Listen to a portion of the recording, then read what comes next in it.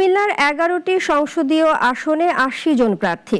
জেলা নির্বাচনী মাঠ সরগরম প্রার্থীদের গণসংযোগ, উঠান বৈঠক আর জনসভায় ভোটারদের দাঁড়ে দাঁড়ে গিয়ে দিচ্ছেন নানান প্রতিশ্রুতি, করছেন এলাকার উন্নয়নের অঙ্গীকার। রুবেল মজুমদারের রিপোর্ট, জানাচ্ছেন ইশরাত জাহান। শাপলাকলি স্লোগানে মুখরিত কুমিল্লা ৪ আসনের দেবিদ্বার পৌর এলাকা। সকালে এনসিপির প্রার্থী হাসনাত আব্দুল্লাহর সমর্থনে একটি মিছিল দেবিদ্বারের প্রধান সড়কগুলো প্রদক্ষিণ করে।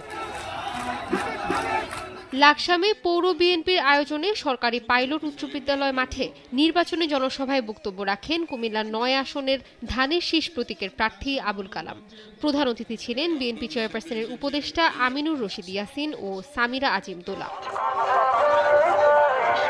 এদিকে সকাল থেকেই ভোটারদের দাঁড়ে দাঁড়ে গিয়ে ভোট প্রার্থনা করছেন এই আসনের সুন্নি মহাজোট মনোনীত ও ইসলামী ফ্রন্ট বাংলাদেশের প্রার্থী মীর মোহাম্মদ আবু বকর সিদ্দিক। পিছিয়ে নেই জামাতের প্রার্থী সরোয়ার উদ্দিন সিদ্দিকের প্রচারণা। কুমিল্লা ১ আসনে ১০ দলীয় জোট থেকে মনোনীত প্রার্থী মনিরুজ্জামান বাহালুল দাউদকান্দি নেতাকর্মীদের নিয়ে গণসংযোগ এবং লিফলেট বিতরণ করেন। কুমিল্লা ৫ আসনে বুড়িচং উপজেলার পৌরসভা এলাকায় গণসংযোগ ও নির্বাচনী অফিস উদ্বোধন করেছেন এমপি প্রার্থী ডক্টর মোবারক হোসাইন। কুমিল্লা ২ আসনে উঠান বৈঠক করেছেন বিএনপি প্রার্থী অধ্যক্ষ সেলিম। গণসংযোগ করেছেন কুমিল্লা ১০ আসনের প্রার্থী মোবাশ্বের আলম ভূঁইয়া।